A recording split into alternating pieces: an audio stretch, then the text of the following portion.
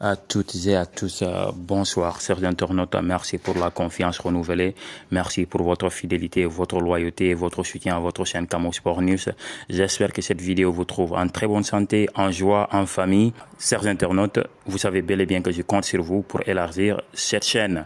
Alors, abonnez-vous et touchez la cloche de notification. Dans cette vidéo, nous allons vous parler de Luis Enrique, qui devrait prendre les commandes du Paris Saint-Germain dans ces prochains jours. Un choix fort de la part de Doha et qui ne fait pas forcément l'unanimité auprès de la fanbase parisienne. Voici ce à quoi il faut s'attendre. Le tiki-taka, oui, mais Luis Enrique a forcément cette étiquette de coach fan de tiki-taka en raison de son passage à la tête du Barça et de la sélection espagnole. Un style de jeu que beaucoup considèrent aujourd'hui obsolète, à l'image de ce qu'on a vu lors du duel entre le Maroc et la Roja lors du mondial. Et même Pep Guardiola a dû faire évoluer son jeu, mais la réalité est un peu différente. Luis Enrique n'est pas un fanatique du jeu de possession. Loin de là, s'il veut que son équipe contrôle les rencontres et qu'il se base sur le jeu de position crucifix, il apprécie aussi de voir le sien jouer de façon assez directe une fois qu'ils sont dans le dernier tiers de terrain. Ces équipes sont généralement capables d'attaquer en jouant un jeu plutôt court et dans les petits espaces, mais aussi de faire mal sur les transitions, dépendant aussi des joueurs qu'il a sous la main. Luis Enrique n'est pas un entraîneur qui prône la possession stérile, même s'il est vrai que parfois il a un peu de mal à lire les rencontres et peine à trouver les solutions lorsque l'adversaire s'adapte bien et pose des problèmes à ses hommes. Dans le contexte parisien, on ne peut pas s'attendre.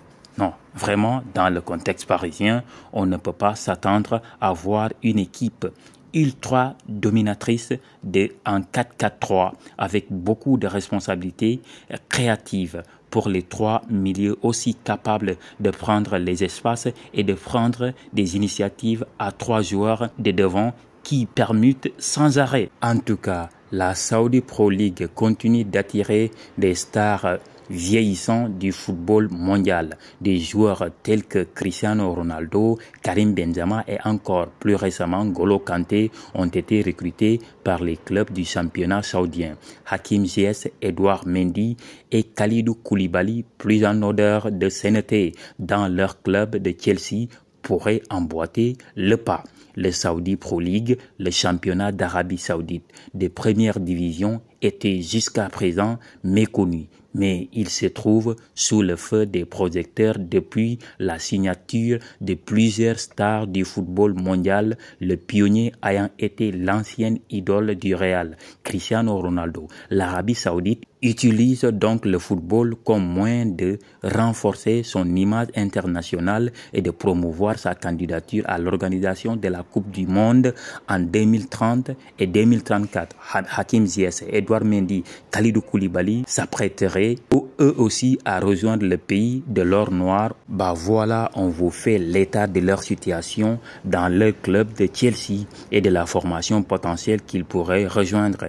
Mais chers internautes, pensez-vous que vraiment Hakim Ziyech, avec ce qu'il a comme potentiel, Kalidou Koulibaly, Edouard Mendy, doivent être des joueurs du championnat exotique de l'Arabie Saoudite? Je ne minimise pas le championnat, mais en termes de jeunesse, est-ce qu'ils doivent se retrouver dans ce championnat-là?